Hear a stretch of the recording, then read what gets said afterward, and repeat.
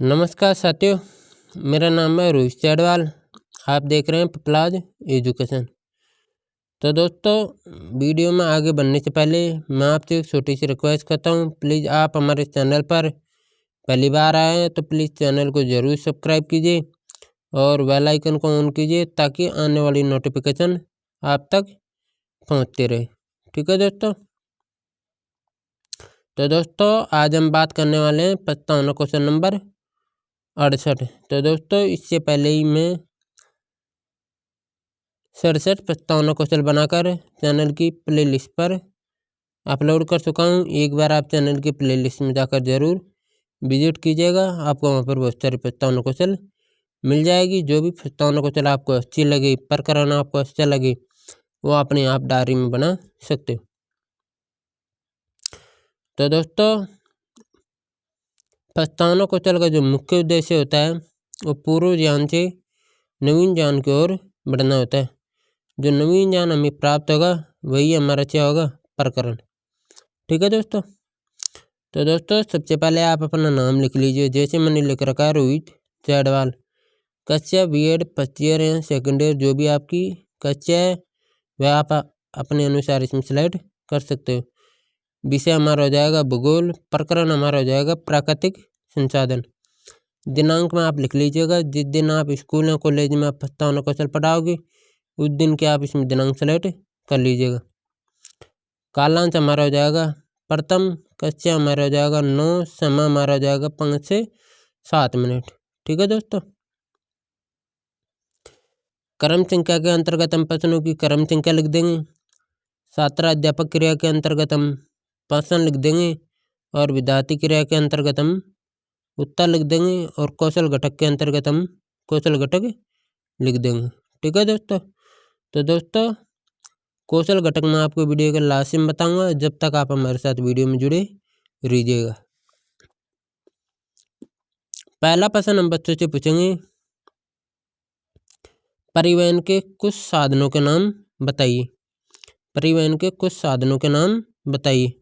तो बच्चा बताएगा स्कूटर, कार, साइकिल।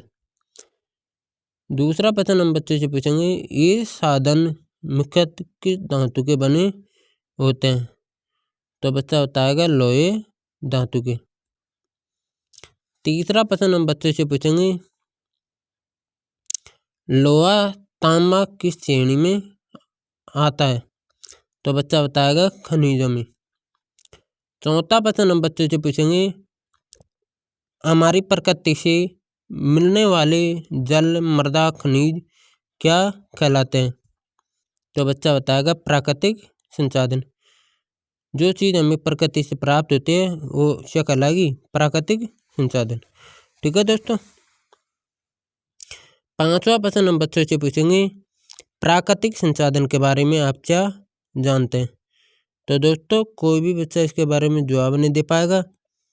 सभी बच्चे मौन रहेंगे तो प्रश्न क्या हो जाएगा, समस्यात्मक। तो हम इसमें क्या लिखेंगे, समस्यात्मक ही लिखेंगे। फिर दोस्तों हम आगे बढ़ते हैं। उद्देश्य कथन लगाकर आपको लिखना है, अच्छा तो बच्चों। तो दोस्तों, आप बच्चों की जगह आप विद्यार्थी भी लिख सकते हो। जिस प्रकार की गतिविधि आपकी कक्षा कक्ष के अंदर होगी उसी अनुसार आप इसमें अपने हिसाब से बच्चों भी लिख सकते हो या विद्यार्थी भी लिख सकते हो। इसमें कोई दिक्कत वाली बात नहीं है। तो उद्देश्य कथन लगाकर आपको लिखना है, अच्छा तो बच्चों, आज हम प्राकृतिक संसाधन के बारे में विस्तार पूर्वक अध्ययन करेंगे। ठीक है दोस्तों। जो नवीन ज्ञान हमें प्राप्त हुआ वो क्या है, हमारा प्राकृतिक संसाधन, और यही हमारा क्या बन जाता है, प्रकरण बन जाता है। तो दोस्तों, हमारे जो कौशल घटक रह चुके थे प्रस्तावना के कौशल घटक, वो मैं आपको यहाँ पर बता रहा हूँ।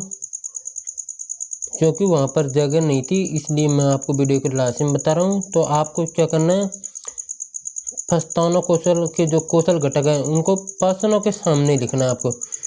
जैसे पहला प्रश्न है, पहले प्रश्न के सामने आपको लिखना है पूर्व ज्ञान का उपयोग। ठीक है दोस्तों।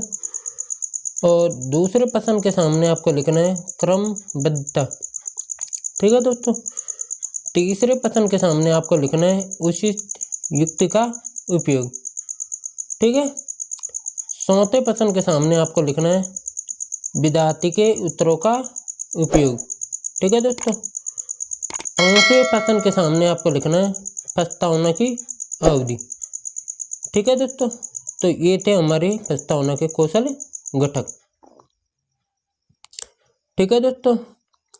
तो दोस्तों इस प्रकार की ऐसी प्रस्तावना कौशल आपको चाहिए तो आप हमें कमेंट बॉक्स में लिख सकते हो। आपको 24 घंटे के अंदर आपको चैनल पर प्रस्तावना कौशल उपलब्ध करा दी जाएगी। ठीक है दोस्तों। तो दोस्तों आपको वीडियो अच्छी लगी तो प्लीज़ आप हमारे चैनल को सब्सक्राइब कीजिए और बेल आइकन को ऑन कीजिए ताकि आने वाली नोटिफिकेशन आप तक पहुंचती रहे। जब तक के लिए जय हिंद, जय भारत। फिर मिलते हैं दोस्तों एक नई वीडियो के साथ में।